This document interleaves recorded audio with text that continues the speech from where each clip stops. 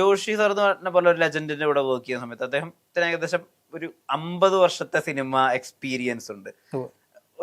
അദ്ദേഹമായിട്ടുള്ള ഒരു കമ്മ്യൂണിക്കേഷൻ ഉണ്ടല്ലോ, ഞാൻ ഈ ഷോട്ടാണ് എടുക്കാൻ പോകുന്നത്, ഞാൻ ഇതെങ്ങനെ ചെയ്യണം എന്നുള്ളത്. ആ ഒരു ഏരിയ നമ്മളോട് എക്സ്പ്ലെയിൻ ചെയ്യാം. എനിക്ക് മലയാളത്തിൽ ഞാൻ ഏറ്റവും കൂടുതൽ ഇഷ്ടപ്പെടുന്ന ഒരു ഡയറക്ടറാണ് ജോഷി സാർ. സത്യം പറയുകയാണെങ്കിൽ ഭയങ്കര ഇഷ്ടവും സ്നേഹവും എല്ലാം എനിക്ക് അദ്ദേഹത്തോടുണ്ട്. പക്ഷേ ഒരു ചെറിയൊരു കഥ പറയാം. ഞാൻ ജോഷി സാറിനോട് ഒരു 3-ാമത്തെ ദിവസം ഷൂട്ട് ചെയ്യുമ്പോൾ ഫൈറ്റ് മാസ്റ്ററിൻ്റെ ചെറിയൊരു പ്രശ്നം കാരണം എൻ്റെ തല പോയി ഇടിക്കുകയും ഞാൻ അദ്ദേഹത്തോട് കുറച്ച് കാര്യത്തിൽ സംസാരിക്കുകയും ചെയ്തു അവിടെ വെച്ചിട്ട് തന്നെ. അപ്പോൾ അദ്ദേഹത്തോട് ഞാൻ പറഞ്ഞു, ഞാനിങ്ങനെ ചെയ്തിട്ടുണ്ടെങ്കിൽ അത് ഇങ്ങോട്ടായിരിക്കും പോകുന്നത്, അവിടെ പോയി ഇങ്ങനെ സംഭവിക്കും, no I am there, you do it എന്ന് പറഞ്ഞുകൊണ്ട് ഞാനത് ചെയ്തു. എനിക്ക് ഭയങ്കരമായിട്ട് വേദനിക്കുകയും ഞാനപ്പോൾ കുറച്ച് കാര്യം സംസാരിക്കുകയും ചെയ്തു. അത് ജോഷി സാർ കേട്ടു. സാർ നീ ഒരു കാര്യം ചെയ്ത് നീ ചെയ്യേണ്ട, നീ പോ എന്ന് പറഞ്ഞിട്ട് പുള്ളിക്കാരൻ പറഞ്ഞപ്പോൾ എനിക്ക് ഭയങ്കര സങ്കടമായി. അപ്പോഴത്തേക്കും ഞാൻ കാരവനിൽ വരുമ്പോഴത്തേക്കും നീ ജോഷി സാറിനോട് ഇങ്ങനെ സംസാരിക്കുമോ എന്നൊക്കെ പറഞ്ഞിട്ട് എൻ്റെ ബാക്കിയുള്ള ആൾക്കാരൊക്കെ ഒന്ന് പറഞ്ഞു. പക്ഷെ എനിക്ക് എൻ്റെ ഭാഗത്തൊരു തെറ്റും തോന്നിയില്ല, കാര്യം ഞാൻ അത്ര എഫേർട്ട് ഇട്ടാണ് അവിടെ വന്നിരുന്നത്. അതിനുശേഷം ജോഷി സാറിനെ പിറ്റേ ദിവസം വിളിച്ചപ്പോൾ സത്യം പറയണമെങ്കിൽ ജോഷി സാർ സംസാരിച്ചപ്പോൾ സാറ് ഞാൻ അല്ല അത് ചെയ്തത്, ഞാൻ ഇങ്ങനെയാണ് സംഭവിച്ചതെന്ന് പറഞ്ഞ് അറിയാതെ എനിക്ക് സങ്കടം വന്നു. ജോഷി സാറ് മനസ്സിലായി. പിറ്റേ ദിവസം ഒരു ഭയങ്കര സ്നേഹമായിരുന്നു ജോഷി സാറിനോട്. അതിന് സിനിമ കഴിഞ്ഞ് അവസാനം വരെ ഭയങ്കരമായിട്ട് എന്നെ പുള്ളിക്കാരൻ എന്താ പറയുക, ഭയങ്കര സ്നേഹത്തിലാണ് ആരോടും. ഞാൻ കുറച്ച് കാര്യങ്ങൾ പുള്ളിക്കാരൻ ഒന്നിനും കോംപ്രമൈസ് ചെയ്യൂല.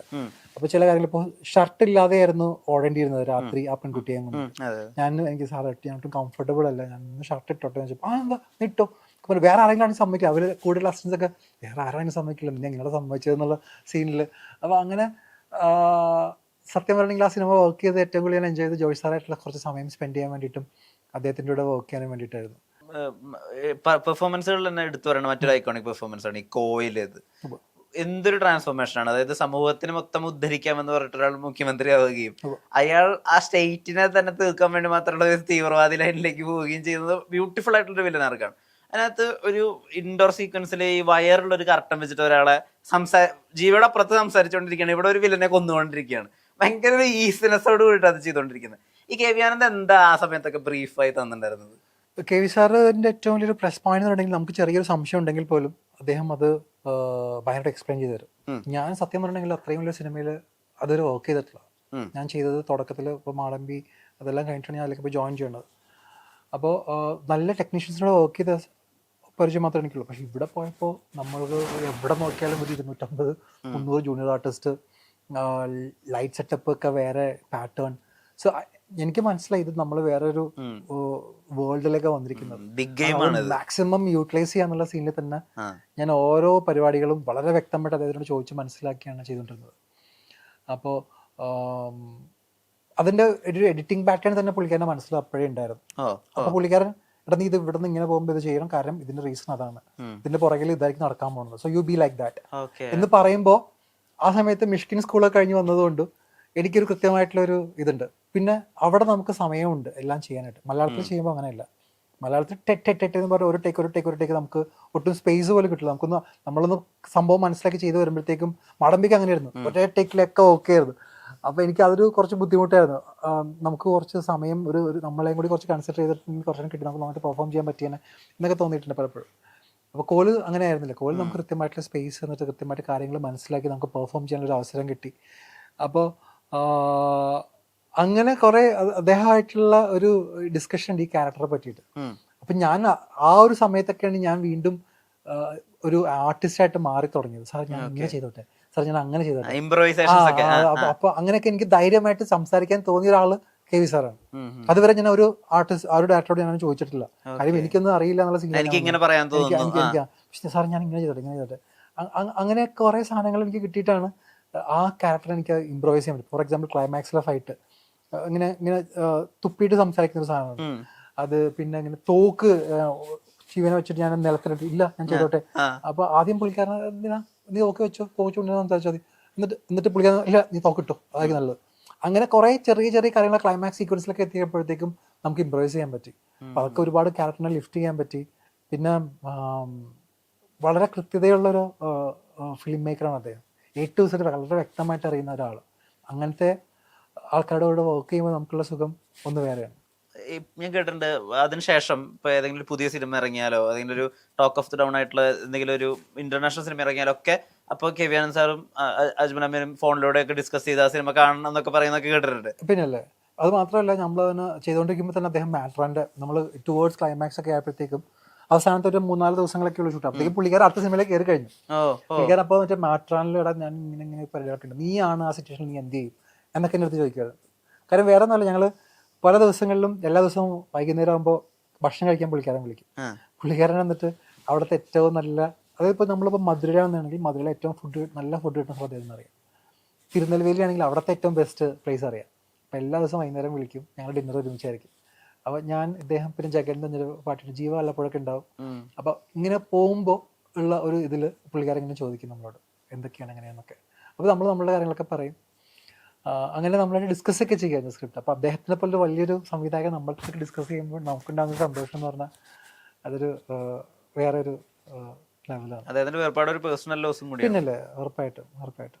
മലയാളത്തിലേക്ക് ഇപ്പൊ സിനിമകൾ ചൂസ് ചെയ്യുന്ന വിധമുണ്ടല്ലോ, അതിനിപ്പോ ഇപ്പൊ അജ്മൽ അമീർ നിൽക്കുന്ന ഒരു സ്പേസിൽ എന്തും ചെയ്യാം എന്നുള്ളൊരു അവസ്ഥയിലേക്ക് എത്തിയിട്ടല്ലോ. അതിപ്പോ ഏത് ക്യാരക്ടറിന് വേണമെങ്കിൽ ചെയ്യാം. ക്യാരക്ടർ പരിപാടി നിർത്തി ചെയ്യണമെങ്കിൽ ഒരു ഡബിൾ ഹീറോ ഒക്കെ ആണെങ്കിൽ പിടിക്കാനുള്ള സീനിൽ നിൽക്കണം. അല്ലെങ്കിൽ എനിക്ക് ഒരുപാട് ക്യാരക്ടേഴ്സ് വിളിച്ചു, ഒന്നും ചെയ്തില്ല. ചെയ്യണമെങ്കിൽ ഹീറോ അല്ലെങ്കിൽ വേണ്ട എന്നുള്ള സീനിൽ നിൽക്കുക. കാരണം എനിക്ക് തമിഴിലും തെലുങ്കിലും ഇഷ്ടം പോലെ ലീഡ് പരിപാടികളുണ്ട്, ഇഷ്ടം പോലെ. പിന്നെ നമ്മളിവിടെ വന്നിട്ട് ഒരു ക്യാരക്ടർ ചെയ്യേണ്ട കാര്യമൊന്നും എനിക്കില്ല. Okay okay okay okay. ഇപ്പൊ മലയാളത്തിൽ ഇപ്പൊ കഥ പറയാൻ വരുന്ന ആളുകളോട് എന്താ പറയുന്നത്? ഇപ്പം എന്തെങ്കിലും പുതിയതായിട്ട് സ്ക്രിപ്റ്റിൽ വേണമെന്നാണ്, എന്തായിരിക്കും? ഒരിക്കലും ഇല്ല. ഇപ്പോ വന്ന് ഒരുപാട് സിനിമ മാറിയിട്ടുണ്ട്, ഇന്നോവേറ്റീവ് ആയിട്ടുള്ള തോട്ട്സും. അപ്പൊ ഇപ്പൊ നമ്മൾ സിനിമ ചെയ്യുമ്പോൾ നമ്മുടെ ഇപ്പോഴത്തെ 2K കിഡ്സിനും ഒക്കെ ഇഷ്ടപ്പെടുന്ന രീതിയിലുള്ള കഥകളും പരിപാടികളൊക്കെ ആയിരിക്കണം. എനിക്ക് ഏറ്റവും കൂടുതൽ സന്തോഷം എന്ന് പറയുന്നത്, നിങ്ങൾ ഇപ്പോൾ അഞ്ചാതെ പറ്റി അവരോട് സംസാരിച്ചു. റീസെൻ്റ്ലി കുറേ പിള്ളേർ കണ്ടിട്ട് യങ്സ്റ്റേഴ്സ് ആ പടം കണ്ടിട്ട് എൻ്റെ അടുത്ത് ഇങ്ങനെ പറയും, ഞങ്ങൾ ആ പടം കണ്ടിട്ട് എന്ത് പടം എന്ത് ക്ലാസിക് ആണ് എന്നൊക്കെ പറയുമ്പോൾ അവർ അത്രയും ഫിലിം ലവേഴ്സ് നമുക്കിവിടെ ഉണ്ട്. അപ്പോൾ അവർക്ക് വേണ്ടി സിനിമ ചെയ്യുമ്പോൾ കുറച്ച് നല്ല രസമുള്ള ക്വാളിറ്റിയുള്ള സിനിമകൾ ചെയ്യണം എന്ന് തന്നെയാണ് എൻ്റെ ആഗ്രഹം. ഞാൻ റീസെൻ്റ്ലി ഒരു സിനിമ ചെയ്തുകൂടെ, എനിക്കത് ഒരുപാട് പേഴ്സണലി ക്ലോസ് ടു മൈ ഹാർട്ടാണ് ആ സിനിമ. അഭ്യൂഹം എന്നൊരു സിനിമ കഴിഞ്ഞ വർഷം. അത് പക്ഷേ അതിൻ്റെ ഡയറക്ടേഴ്സിന് കൃത്യമായിട്ട് റിലീസ് ചെയ്യാൻ പറ്റില്ല, കുറച്ച് അതിൻ്റെതായിട്ടുള്ള പോരായ്മകൾ ഉണ്ടെങ്കിൽ പോലും നല്ലൊരു രസമുള്ളൊരു സിനിമയായിരുന്നു അഭ്യൂഹം. നാടൻ വേഷത്തിൽ എനിക്കപ്പോൾ ഒരുപാട് ആഗ്രഹം ഉണ്ടായൊരു, അത് കൃത്യമായിട്ട് എല്ലാവരും കാണണമെന്ന് ആഗ്രഹിച്ചിരുന്ന ഒരു സമയമായിരുന്നു. എനിക്കത് കട്ട് ചെയ്യാൻ വേണ്ടി ഞാൻ ചോദിച്ചത്. ഇപ്പൊ ഞാൻ ചെയ്ത അക്യൂസ്ഡ് ആണെങ്കിൽ ഒരു കോൺസ്റ്റബിൾ സാധനമാണ്. ഇപ്പൊ ഞാൻ മറ്റേ ആ ചെയ്തതിനു ശേഷം ഒരു 4-5 CM തന്നെ ചെയ്തു, CM ആയിട്ട് തന്നെ തെലുങ്കിലും അവിടെയൊക്കെ പോയി ചെയ്തു.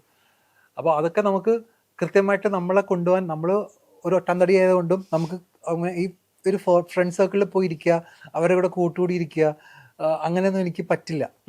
സിനിമയ്ക്ക് വേണ്ടി വിളിക്കുമ്പോൾ സിനിമയ്ക്ക് വേണ്ടി പോവുക, കാണാതിരിക്കുക, സംസാരിക്കുക എന്നല്ലാതെ അവരുടെ കൂടെ 24 hours അവരുടെ വീട്ടില് പാർട്ടീസ് അങ്ങനെ അവരുടെ കൂടെ പോയി ടൈം സ്പെൻഡ് ചെയ്യാൻ എനിക്ക് ഇഷ്ടമല്ല.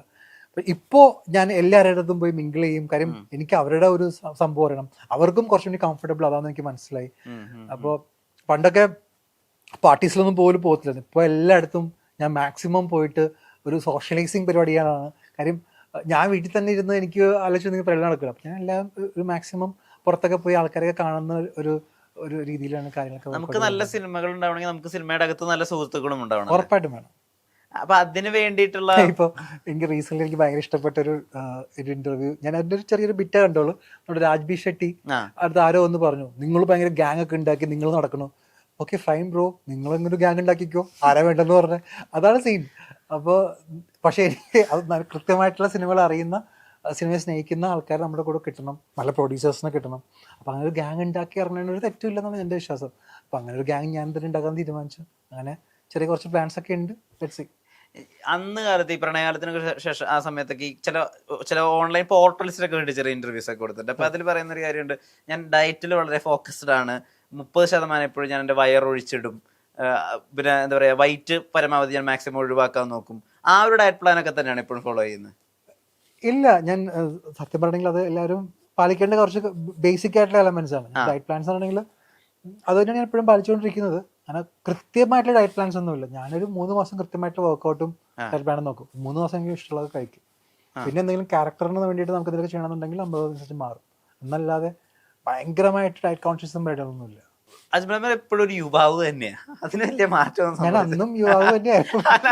ഒരു 10-15 വർഷം കഴിയുമ്പോഴത്തേക്കും ഒരാൾ അധികം മാറുമെന്ന് എനിക്ക് തോന്നുന്നുണ്ടോ? ഇത് എല്ലാവരും പലപ്പോഴും പല റീൽസ് ഇടുമ്പോൾ ഇത് ഭയങ്കര ഒരു അവർഷമാണ്. പണ്ടാണ് എന്താണ് എല്ലാവരും ഇങ്ങനെ പറയണത്? ഒരു 20 ഇയേഴ്സ് സ്റ്റാർട്ട് ചെയ്ത് കരിയർ 15 ഇയേഴ്സ് കഴിയുമ്പോൾ ഒരു 10-35 വയസ്സ് ആകുമ്പോഴത്തേക്ക് ആൾക്കാർ മാറും. അത് ഞാൻ പറഞ്ഞത് രൂപം കൊണ്ട് മാത്രമല്ല ഞാൻ പറഞ്ഞത്, ആറ്റിറ്റ്യൂഡ് കൊണ്ട്, അല്ലെങ്കിൽ ഇപ്പൊ കാര്യങ്ങൾ സംസാരിക്കുന്ന വിധം കൊണ്ട്, സിനിമയെ കാണുന്ന വിധം കൊണ്ട്, സിനിമയോടുള്ള എന്തൂസിയാസം. ഇപ്പൊ ഒരാൾക്ക് അങ്ങനെ വലിയ മാറ്റങ്ങളൊന്നും സംഭവിച്ചിട്ടില്ല. ഇപ്പോഴും ആദ്യത്തെ സിനിമ കിട്ടേണ്ട ഒരു ന്യൂബി ആക്ടറിന് ഉണ്ടാവുന്ന ഒരു എന്തൂസിയാസം ഉണ്ടല്ലോ, ഒരു ചുറുചുറുക്കുണ്ടല്ലോ, അതുണ്ട്. അതിന്റെ ഒരു ആ ഫയർ എങ്ങനെ നിലനിർത്തുന്നതാണ് ഞാൻ ഉദ്ദേശിക്കുന്നത്.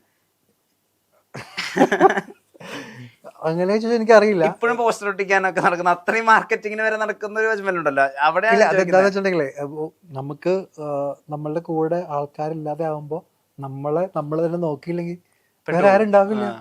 നമുക്ക് നമ്മൾ തന്നെ ഉള്ളൂ. അപ്പൊ ഇറങ്ങാം. ഒരു ഗോഡ് ഫാദർ ഉണ്ടെങ്കിലും ആഗ്രഹിച്ചിട്ടുണ്ടോ? പ്രത്യേകിച്ച് തെലുങ്കിലൊക്കെ സത്യം പറഞ്ഞാൽ എനിക്കത് ഇഷ്ടമല്ല. ഞാനൊരു സെൽഫ് മെയ്ഡ് മാൻ ആയിരിക്കണം. എനിക്ക് ഒറ്റയ്ക്ക് ഫൈറ്റ് ചെയ്ത് കളിക്കണം. ജയിക്കോ തോക്കോ അത് വേറെ കാര്യം. ഞാൻ ഒറ്റയ്ക്കാണ് ഇൻഡസ്ട്രിയിൽ വന്നിരിക്കുന്നത്. ഞാൻ ഒറ്റയ്ക്ക് ജയിക്കണം. അതില് പൊളിറ്റിക്സ് കളിക്കണമെന്ന് എനിക്കറിയില്ല. നേരെ പോ. എനിക്ക് ദേഷ്യം വന്നിട്ടുണ്ടെങ്കിൽ ദേഷ്യം, കാര്യം നിങ്ങൾ ചെയ്യുന്നത് ശരിയല്ല, ഇതാണ് കാര്യം, ഫൈൻ. അല്ലെങ്കിൽ നിങ്ങൾ ചെയ്ത് തെറ്റാണ് എന്ന് പറയുന്ന ഒരാൾ, അല്ലെങ്കിൽ ഞാൻ ചെയ്ത് തെറ്റായപ്പോ എന്നുള്ള തെറ്റ് ചെയ്തിട്ടുണ്ടെങ്കിൽ അത് അഡ്മിറ്റ് ചെയ്യുന്ന ഒരാൾ കൂടിയാണ് ഞാൻ. അപ്പോ എനിക്ക് ആരെയും പേടിക്കേണ്ട ഒരു കാര്യമില്ല. നേരെ വാ നേരെ പോ, അതാണ് എന്റെ പോളിസി. ഈ ഇപ്പൊ എന്താ പറയാ, ഒരു സിനിമയുടെ ഡിസ്കഷൻ അതിന്റെ ഫൈനൽ സ്റ്റേജ് വരെയൊക്കെ പോയിട്ട് ഈ അവസാന നിമിഷമൊക്കെ ആ മേക്കർ അല്ലെങ്കിൽ ആ സിനിമയിൽ നിന്ന് കയ്യിൽ നിന്ന് പോവുക, അല്ലെങ്കിൽ ആ സിനിമ തന്നെ മാറി മറ്റൊരാളിലേക്ക് പോവുക, ആ അവസരങ്ങൾ ഉണ്ടായിട്ടുണ്ടോ ജീവിതത്തിൽ? ഒരുപാട് ഒരുപാട് ഒരുപാട് ഒരുപാട് ഇൻസിഡൻസ് ഉണ്ടായിട്ടുണ്ട്. ഒരു സിനിമ തന്നെ മലയാളത്തിൽ തന്നെ പറയാം, ആരാണെന്നും പറയില്ല. ഒരു സിനിമ, ആ സിനിമയ്ക്ക് ആ ഡയറക്ടറിന് ഒരു പ്രൊഡ്യൂസറെ ഒപ്പിച്ചെടുത്തത് ഞാനാണ്. അയാളുടെ കഷ്ടപ്പാടിനാണ് ഞാൻ സ്റ്റഡിയൊക്കെ കൊടുത്തത്. വേറൊരു ആർട്ടിസ്റ്റ് ഓക്കെ ആയിരുന്നു ആ സമയത്ത്. അപ്പോൾ പുതിയ വന്ന പ്രൊഡ്യൂസർ വേറൊരു ആൾക്ക് ആ സിനിമ കൈമാറുകയും ആ സമയത്ത് ഈ ഡയറക്ടർ ആ പ്രൊഡ്യൂസറായിട്ട് ഒത്തുകൊണ്ട് എന്നെ പതുക്കെ മാറ്റിയിട്ട് ആ സിനിമ ചെയ്യുകയും ചെയ്ത ഒരു സീനുണ്ട്. പിന്നെ അങ്ങനെ ഒരുപാട് ഞങ്ങൾ ഡിസ്കസ് ചെയ്ത കഥ വേറൊരു സ്ഥലത്ത് കൊണ്ടുപോയി പറഞ്ഞ് അത് സിനിമയായി മാറിയിട്ടുണ്ട്. അയാൾക്ക്, ആ പറഞ്ഞ റൈറ്ററിന് ഞാൻ റൂം എടുത്ത് കൊടുത്ത്, ഞാനിരുത്തി അവന് ഫുഡും കാര്യങ്ങളൊക്കെ റെഡിയാക്കി സെറ്റ് ചെയ്ത് അവന് ചെറിയൊരു അഡ്വാൻസും ഒക്കെ സെറ്റാക്കി കൊടുത്ത് അവൻ എന്നിട്ട് ആ കഥ വേറെ പല സ്ഥലങ്ങളിലും പോയി പറഞ്ഞു. അതങ്ങനെ പോയ അങ്ങനെയും സീനുകളുണ്ട്. അങ്ങനെ ഇഷ്ടം പോലെ. പിന്നെ അഡ്വാൻസ് വരെ തന്നിട്ട് ടുവേർഡ്സ് എൻഡ് ആയപ്പോഴത്തേക്കും മാറിപ്പോയിട്ടുള്ള സിനിമകളുണ്ട്. പക്ഷെ ഈ പരാതികളോ അല്ലെങ്കിൽ ഈ പ്രശ്നങ്ങളോ ഒന്നും എവിടെ അവതരിപ്പിക്കുന്ന അജ്മൽ അമീറിനെ കണ്ടിട്ടില്ല. അല്ല, ഇത് എല്ലാം സിനിമയിലുള്ള കാര്യങ്ങളാണ്. ഇത് നമ്മൾ പരാതിയായിട്ട് എവിടെ പോയി പറയണം, ആരടുത്ത് പറയണം, എന്താവശ്യമായിരിക്കും. നമ്മൾ ഒരു സിറ്റുവേഷൻ നമുക്ക് ഉണ്ടാവുമ്പോൾ അടുത്തത് ഇങ്ങനെ സംഭവിക്കാതിരിക്കാൻ നോക്കുക എന്ന് ശ്രദ്ധിക്കുക. കൂടുതൽ നമ്മൾ ആൾക്കാരുടെ ഇടപഴകുമ്പോൾ നമ്മൾ മാക്സിമം വേറെ രീതിയിൽ മനസ്സിലാക്കി മൂവ് ചെയ്യുക. പറ്റിയ തെറ്റുകൾ ജീവിതത്തിൽ ആവർത്തിക്കാതിരിക്കാൻ നോക്കുക. അതൊക്കെ നമുക്ക് പറ്റുള്ളൂ.